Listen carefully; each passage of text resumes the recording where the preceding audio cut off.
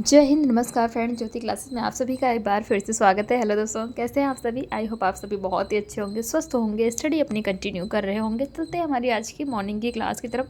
सभी को सुप्रभात, गुड मॉर्निंग। देखते हैं आज के दिन का कुछ खास। आज है 26 जुलाई। 26 जुलाई के बारे में हम चर्चा कर लेते हैं। आज के दिन क्या कुछ खास है, दिन चलते हैं हमारी क्लास की तरफ। तो फ्रेंड ध्यान दीजिएगा, आज 26 जुलाई को कारगिल विजय दिवस मनाया जाता है। कौन सा दिवस? कारगिल विजय दिवस मनाया जाता है। आप सभी जानते होंगे कारगिल विजय दिवस के बारे में। तो आप सभी को पहले तो कारगिल विजय दिवस की ढेर सारी शुभकामनाएं। और यह दिवस क्यों मनाया जाता है ये भी आपको पता होना चाहिए। तो 1999 यानी कि 1999 में भारत और पाकिस्तान के बीच कारगिल का युद्ध हुआ था। कारगिल का युद्ध आप सभी जानते हैं कब हुआ था। ये 1999 यानी कि 1999 में हुआ था। इसी दिन भारतीय सेना ने कारगिल की चोटियों पर जीत हासिल की थी। यानी कि जो 1999 में पाकिस्तान और भारत के बीच कारगिल का युद्ध हुआ था, इसमें हमारी भारतीय सेना ने जीत हासिल की थी। और शहीदों को आज के दिन श्रद्धांजलि देकर उन्हें सम्मानित किया जाता है। तो ये हमने देख लिया विजय कारगिल दिवस। आपको ये भी पता होना चाहिए, ऐसे तो पूरे देश में विजय कारगिल दिवस का आयोजन होता है। सभी लोग बहुत उत्साह के साथ मनाते हैं क्योंकि पल ही ऐसा है। बट दिल्ली में ध्यान दीजिएगा, दिल्ली में इंडिया गेट और लद्दाख के द्रास वार मेमोरियल पर, दिल्ली में इंडिया गेट और लद्दाख के द्रास वार मेमोरियल पर इसका विशेष कार्यक्रम का आयोजन किया जाता है। यानी कि वैसे तो विजय कारगिल दिवस पूरा देश मनाता, हम सभी मनाते हैं, बट दिल्ली के इंडिया गेट और लद्दाख के द्रास वार मेमोरियल पर इसका विशेष कार्यक्रम का आयोजन किया जाता है। तो ये तो हमने देख लिया विजय कारगिल दिवस के बारे में कि विजय कारगिल दिवस क्यों मनाया जाता है और इसको मनाने का उद्देश्य क्या है, कहाँ पे इसके विशेष कार्यक्रम होते हैं। तो आई होप विजय कारगिल दिवस से आप सभी के जितने भी डाउट होंगे वो क्लियर हो गए होंगे। तो आप सभी को एक बार फिर से विजय कारगिल दिवस की ढेर सारी शुभकामनाएं। अब चलते हैं हमारी क्लास की तरफ। जैसा कि आप सभी जानते हैं, हम कर रहे हैं होम साइंस की सीरीज, जिसमें क्लास 6 to 12 की बुक को कवर कर रहे हैं। और अभी तक फ्रेंड क्लास 6 to 11 तक की पढ़ाई हमने कंप्लीट कर ली है। हम आगे क्लास 12 में, आई होप आपने हमारी सारी प्रीवियस क्लासेस देखी होगी। नहीं देखी है तो प्लेलिस्ट में जाइए, क्लासेस वाइज प्लेलिस्ट आपको प्रोवाइड कराई गई है, जिनके माध्यम से आप अपने हर एक कॉन्सेप्ट को क्लियर कर सकते हैं। आपको जिस भी क्लास में जो भी डाउट है, क्योंकि सारे ही टॉपिक हमने बहुत ही डिटेल में पढ़े हैं और इतने डिटेल में पढ़ने का हमारा एक ही उद्देश्य है, एक बार आप इस सीरीज़ को देखिए, भली बात समझिए, ताकि दोबारा आपको होम साइंस पढ़ने की आवश्यकता ना पड़े। जी हाँ फ्रेंड, दोबारा आपको होम साइंस ना पढ़ना पड़े। चाहे आप किसी भी क्लास के लर्नर्स हैं, किसी कॉम्पिटिटिव एग्जाम की प्रिपरेशन कर रहे हैं, या फिर किसी भी फील्ड में होम साइंस से अपना करियर देख रहे हैं, तो सभी के लिए सीरीज़ काफ़ी हेल्पफुल होने वाली है। तो प्लीज़ चैनल पर फर्स्ट टाइम विजिट किए हैं, चैनल को लाइक शेयर और सब्सक्राइब कर दें। साथ ही साथ अपना फीडबैक भी हमें कमेंट के माध्यम से दें, क्योंकि आपका हर एक फीडबैक हमारे लिए बहुत ही इंपॉर्टेंट होता है। तो चलिए विदाउट टाइम वेस्ट किए स्टार्ट करते हैं आज की क्लास। स्क्रीन पर आप देख पा रहे होंगे, हम करेंगे आज की क्लास में चैप्टर 12th क्लास का चैप्टर 12। जी हाँ, क्लास 12th का चैप्टर 12 है क्या उपभोक्ता शिक्षा और संरक्षण, यानी कि कंज्यूमर एजुकेशन एंड प्रोटेक्शन। ये चैप्टर हम देखेंगे। और इस चैप्टर में हम पढ़ने क्या वाले हैं बेसिकली, तो इसमें हम उपभोक्ता यानी कि कंज्यूमर के बारे में समझेंगे। उपभोक्ता होता क्या है, मानकीकरण चिन्ह देखेंगे, उपभोक्ता शिक्षा और संरक्षण का महत्व जानेंगे, उपभोक्ता अध्ययन क्षेत्र में जीविका के लिए आवश्यक कौशल क्या होना चाहिए उसके बारे में भी हम चर्चा करेंगे। और साथ ही साथ हम इसका कार्य क्षेत्र भी देखेंगे। तो ये सारी ही कहानी आप कह सकते हैं, यानी कि सारे ही हम जो है, ये सारे ही टॉपिक इस चैप्टर के अंतर्गत हम कवर करने वाले हैं। इस चैप्टर उपभोक्ता शिक्षा और संरक्षण के अंतर्गत। आई होप आपको एक बार पूरा ओवरव्यू मिल गया होगा कि आखिर पूरे चैप्टर में आप पढ़ने क्या वाले हैं। तो स्टार्ट करते हैं आज की क्लास। बट स्टार्ट करने से पहले एक बार प्रीवियस क्लास में हमने क्या पढ़ा था, तो क्विक रिवीजन के माध्यम से आपको एक बार बता दूंगी। तो प्रीवियस क्लास में फ्रेंड हमने किया था, बहुत ही इंपॉर्टेंट क्लास थी, स्टडी इवनिंग 7 बजे हुई थी, और उसमें हमने किया था ढेर सारे क्वेश्चन आंसर्स की प्रैक्टिस, जो कि बहुत ही इंपॉर्टेंट है। आई होप आपने उस क्लास को देखा होगा, नहीं देखा तो प्लेलिस्ट में जाइए देखिए, वहाँ से बहुत इंपॉर्टेंट क्लास है, उससे क्वेश्चंस बहुत बनते हैं। तो हमने प्रीवियस क्लास में क्वेश्चन आंसर्स की प्रैक्टिस की थी। आई होप आपको एक बार रिवीजन हो गया होगा कि पूरे क्लास में हमने प्रीवियस क्लास में हमने पढ़ा क्या था। अब स्टार्ट करते हैं आज की क्लास। तो देखते हैं फ्रेंड्स, आज की क्लास में हम पढ़ेंगे सभी व्यक्ति अपनी ज़रूरतों और इच्छाओं को पूरा करने के लिए तरह तरह की वस्तुएं और सेवाएं खरीदते हैं। अतः प्रत्येक मनुष्य एक स्वाभाविक उपभोक्ता है। प्रत्येक मनुष्य क्या है? एक स्वाभाविक उपभोक्ता है। कभी कभी उपभोक्ताओं को ऐसी समस्या का सामना करना पड़ता है जिसमें भुगतान करने के बाद भी वस्तु की गुणवत्ता कीमत के अनुरूप नहीं होती है। उपभोक्ता शिक्षा और संरक्षण आवश्यक है। यह उपभोक्ता को कुशल और सतर्क उपभोक्ता बनाती है। क्या? उपभोक्ता शिक्षा और संरक्षण। अब देखते हैं आखिर उपभोक्ता तो हम कर रहे हैं, बट उपभोक्ता होता क्या है देखते हैं। उपभोक्ता यानी कि कंज्यूमर वह व्यक्ति होता है जो वस्तुओं और सेवाओं को अपने या अन्य के प्रयोग हेतु खरीदता है।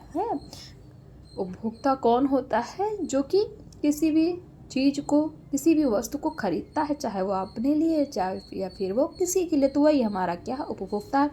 दूसरे शब्दों में आप कह सकते हैं कि अपनी ज़रूरत के हिसाब से वस्तुओं और सेवा की खरीदारी करने वाले को ही उपभोक्ता कहा जाता है, जिनमें प्राकृतिक उत्पाद से लेकर बाजारू उत्पाद एवं सेवाएं शामिल होती हैं। उपभोक्ताओं को वस्तुओं और सेवाओं के अंतिम खरीदारों के रूप में परिभाषित कर सकते हैं। उपभोक्ता किसी सामाजिक आर्थिक तंत्र के प्राथमिक घटक होते हैं। प्रत्येक मनुष्य एक उपभोक्ता है तथा सभी मनुष्यों की यह इच्छा रहती है कि उसका जीवन स्तर अच्छा हो। अतः लोगों की क्रय शक्ति बढ़ जाने के कारण वे ऐसे उत्पाद खरीदना या देखना पसंद करते हैं जो उन्हें सुख सुविधा और संतुष्टि प्रदान करे और उनकी प्रतिष्ठा को बढ़ाए। इसीलिए उपभोक्ता जितना अधिक बाजार से उत्पाद खरीदेगा, बाजार में उतना अधिक धन आएगा तथा देश उतनी ही उन्नति करेगा।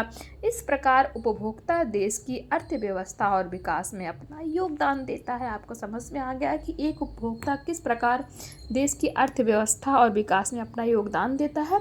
अब देखते हैं उपभोक्ता से संबंधित प्रासंगिक शब्द। तो उपभोक्ता से संबंधित प्रासंगिक शब्द निम्नलिखित। पहला है उपभोक्ता उत्पाद यानी कि कंज्यूमर प्रोडक्ट। उपभोक्ता उत्पाद का अर्थ उस वस्तु से है जिसे व्यक्तिगत या परिवार के प्रयोग के लिए घर में या किसी संस्थान में व्यावसायिक उद्देश्य से निर्मित किया जाता है या बिक्री के लिए वितरित किया जाता है। उपभोक्ता व्यवहार कंज्यूमर बिहेवियर किसी उपभोक्ता द्वारा किसी वस्तु या सेवा की क्रय के संबंध में निर्णय लेने की प्रक्रिया ही क्या है? उपभोक्ता व्यवहार कहलाती है। तीसरा है उपभोक्ता फोरम है। तो उपभोक्ता फोरम वह स्थान या संगठन है जहां उपभोक्ता, ध्यान दीजिएगा, जहां उपभोक्ता उत्पादों, सेवाओं और उनके फायदे और नुकसान पर चर्चा कर सकते हैं। कुछ फोरम वकालत समूह के रूप में कार्य करते हैं। तो ये आपको समझ में आ गया होगा क्या उपभोक्ता फोरम के बारे में। तो ये हमने 3 प्रकार के उपभोक्ता संबंधित प्रासंगिक शब्द देखे। पहला क्या? उपभोक्ता उत्पाद यानी कि कंज्यूमर प्रोडक्ट। दूसरा हमने देखा उपभोक्ता व्यवहार यानी कि कंज्यूमर बिहेवियर। तीसरा हमने देखा उपभोक्ता फोरम क्या होता है। आई होप ये आपको समझ में आ गया होगा। अब हम चलते हैं, देखते हैं जो उपभोक्ताओं के हितों की रक्षा करते हैं और उन्हें उपभोक्ता उत्पादों द्वारा होने वाली समस्याओं का समाधान करने में मदद करते हैं। उपभोक्ता आगमन संख्या क्या है? तो कंज्यूमर फुटफॉल्स देखते हैं। इसका आशय उन ग्राहक उपभोक्ताओं की संख्या से है जो किसी स्टोर या मॉल जैसे विशेष स्थान पर जाते हैं। इस प्रकार किसी देश में बढ़ती खपत के साथ उपभोक्ता के आगमन की संख्या में भी वृद्धि होती है। तो ये आपको दिख रहा होगा, उपभोक्ता उम्मीद करता है, यानी कि जो सामान खरीदता है वो क्या देखता है? पहले तो वो देखेगा कि उत्पादों की शुद्धता, यानी कि जो वो खरीद रहा है उसमें कितनी शुद्धता है। फिर बिक्री और प्रोत्साहन में नैतिकता देखेगा, सही वजन और माप देखेगा, फिर उचित कीमत देखेगा कि जो वो चीज़ें खरीद रहा है उसके लिए वो उचित कीमत दे रहा है कि नहीं दे रहा है। फिर उपयुक्त समुचित जानकारी उसके लिए इकट्ठा करेगा।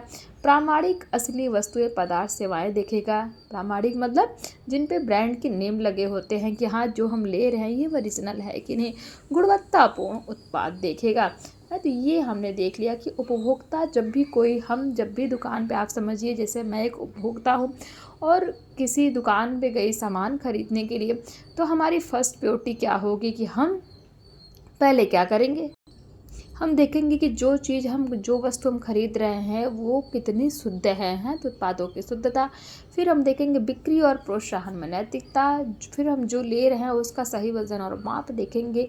सब कुछ ठीक है, पर उसकी कीमत हम जितनी हमें एक वजन के हिसाब से मतलब जितनी, सपोज़ हमने, आप समझ लीजिए कि 250 ग्राम खोया बाज़ार से गए, हम खरीद कर के लाए और उसमें हमने उसका वज़न कराया 250 ग्राम, और जब हमने दुकानदार को जब पैसा हम दे रहे हैं तो हम ये भी देखेंगे ना कि जो वो 250 ग्राम खोए का जितना वो रेट मांग रहा है उतना देना चाहिए कि कहीं हमसे ज़्यादा तो नहीं मांग रहा है। तो उचित कीमत भी हम देखते हैं। फिर उपयुक्त समुचित जानकारी भी देखते हैं, प्रामाणिक हम फिर उससे ब्रांड भी देखते हैं तो ये सारी चीज़ें हम जब भी कहीं पे कुछ खरीदने जाते हैं तो ये सारी चीज़ों का हम ध्यान देते हैं। तो आई होप ये आपको समझ में आया होगा वस्तुओं को खरीदते समय उपभोक्ताओं की क्या अपेक्षाएं होती हैं। आपने ये देख लिया ना, अच्छे से आपको क्लियर हुआ होगा। नेक्स्ट है हमारा उपभोक्ता की प्रमुख समस्याएं क्या होती हैं। जब हम कुछ खरीदने जाते हैं तो हमारी समस्या, जो हमारी मेन समस्या क्या होती है, तो उपभोक्ताओं द्वारा वस्तुओं और सेवाओं का उचित मूल्य देने के बाद भी अनेक बार निर्माता और सेवा प्रदाता उनकी अपेक्षाओं को पूरा नहीं कर पाते हैं। प्रायः व्यापारी अधिक लाभ कमाने के उद्देश्य से ग्राहकों को खराब उत्पाद बेचते हैं, गलत माप तौल करते हैं और मिलावट करते हैं। इस तरह की जानकारी के अभाव में ग्राहकों को अनेक समस्याओं का सामना करना पड़ता है। इन समस्याओं को जानना और निवारण करना आवश्यक है ताकि उपभोक्ता के साथ कोई धोखाधड़ी ना हो, क्योंकि उपभोक्ता जागरूकता और संरक्षण का स्तर देश के विकास और प्रगति का सूचक होता है। उपभोक्ता निम्नलिखित समस्याओं का सामना करते हैं। क्या पहली समस्या है निम्न स्तर की खराब गुणवत्ता वाली वस्तु, यानी कि सब स्टैंडर्ड पुअर क्वालिटी गुड्स है ना। तो बहुराष्ट्रीय कंपनी और स्थानीय भारतीय कंपनी द्वारा एक ही उत्पाद बनाए जाते हैं और कुछ उत्पादों को अन्य देशों से भी आयात किया जाता है। यद्यपि प्रयोग की जाने वाली सामग्री में उत्पाद की गुणवत्ता भिन्न होती है, जिससे उपभोक्ता को खराब गुणवत्ता वाले उत्पाद की पहचान करना कठिन हो जाता है, क्योंकि उपभोक्ता को गुणवत्ता मानक की जानकारी नहीं होती है तथा उपभोक्ता को समस्या का सामना करना पड़ता है। दूसरा है मिलावट, यानी कि अडल्ट्रेशन। कोई पदार्थ मिलावटी तब कहा जाता है जब उत्पाद में कुछ पदार्थ अलग से मिलाए जाते हैं या उत्पाद में से कुछ पदार्थ निकाल लिए जाते हैं। इसके परिणाम स्वरूप उत्पाद की गुणवत्ता में परिवर्तन हो जाता है। मिलावट व्यापारी द्वारा जानबूझकर या अनजाने में की जाती है। यह एक गंभीर समस्या है क्योंकि यह व्यक्तियों के स्वास्थ्य और सुरक्षा के लिए घातक होती है। तीसरा है अधिक कीमत, हाई प्राइस। सभी उपभोक्ता वस्तुओं को उचित मूल्य पर खरीदना चाहते हैं, लेकिन कीमतें अनेक बातों पर निर्भर करती है, जैसे उपलब्धता, गुणवत्ता, वितरण प्रणाली, बाजार का स्थान, खरीद की विधि आदि। कुछ उपभोक्ता कीमतों को केवल वस्तु की गुणवत्ता से जोड़कर देखते हैं, परंतु ऐसा ही हो यह जरूरी नहीं है, क्योंकि वस्तुओं की कीमतें उत्पाद के उतार चढ़ाव, अतिरिक्त खर्चे, विज्ञापन, पैकेजिंग पर भी निर्भर करती हैं। यही कारण है कि अलग अलग बाजार और दुकानों में एक ही वस्तु के दाम भिन्न भिन्न होते हैं। चौथा है उपभोक्ता जानकारी का अभाव, यानी कि लैक ऑफ कंज्यूमर इंफॉर्मेशन। अधिकांश उपभोक्ता आज अपने अधिकारों और दायित्व के प्रति जागरूक नहीं है तथा उनके प्रावधानों के बारे में भी उन्हें कोई जानकारी नहीं है जो उनकी सुरक्षा के लिए बनाए गए हैं। इस प्रकार ग्राहकों को अनेक प्रकार की कठिनाई का सामना करना पड़ता है। पांचवा है निर्माता द्वारा अपूर्ण या त्रुटिपूर्ण जानकारी देना, यानी कि erroneous information given by manufacturers. प्रायः निर्माता अधिक मुनाफे के लिए उपभोक्ता को निम्न प्रकार से अधूरी या गलत जानकारी देकर धोखा देने का प्रयास करते हैं। पहला, अधिकांश उत्पादों के लेबल भ्रामक और गुमराह करने वाले होते हैं तथा तथ्यात्मक रूप से सही भी नहीं होते। अधिकांश लेबलों में या तो अधूरी जानकारी रहती है या उपभोक्ता को गुमराह करने के लिए ऐसी शब्दावली का प्रयोग किया जाता है जो सामान्यतः उपभोक्ता की समझ में नहीं आती। दूसरा पॉइंट है विज्ञापन भ्रामक होते हैं तथा वह उत्पादों की गुणवत्ता और उपयोग के बारे में सही जानकारी नहीं देते हैं। विज्ञापनों में अक्सर उत्पादों की विशेषता, रख रखाव, देखभाल तथा बिक्री के बाद प्रदान होने वाले सेवा के बारे में बताया जाता है। तीसरा पॉइंट है प्रायः खरीदारी करते समय उपभोक्ता को उस वस्तु के बारे में जानकारी प्राप्त करने के लिए गाइड उपलब्ध नहीं होती, जिसके कारण उपभोक्ता को निर्णय लेने में कठिनाई होती है। नेक्स्ट है निर्माता पैकेजिंग का प्रयोग एक प्रमुख विपणन यानी कि मार्केटिंग साधन के रूप में करते हैं। उपभोक्ताओं की मानसिकता को ध्यान में रखकर उत्पादनकर्ता उन्हें आकर्षक पैकेजिंग का प्रलोभन देते हैं, जिससे उपभोक्ता उस वस्तु को खरीदने के लिए लालायित हो जाते हैं। कई बार पैकेजिंग का प्रयोग उत्पाद सामग्री को बड़ा दिखाने के लिए किया जाता है। कुछ निर्माता अपने माल के पुराने भंडार को बेचने के लिए नए नए आकारों के आकर्षण पैकेटों में पुनः पैक करके बाजार में लाते हैं, जिससे उत्पाद की गुणवत्ता तो वही रहती है, लेकिन उपभोक्ता नए आकर्षक पैकेजिंग के प्रलोभन में उसे खरीद लेते हैं। नंबर 6 है गलत माप और तौल यानी कि incorrect and defective weights and measures. बाजार में मिलावट के साथ गलत माप तौल की समस्या भी देखने को मिलती है।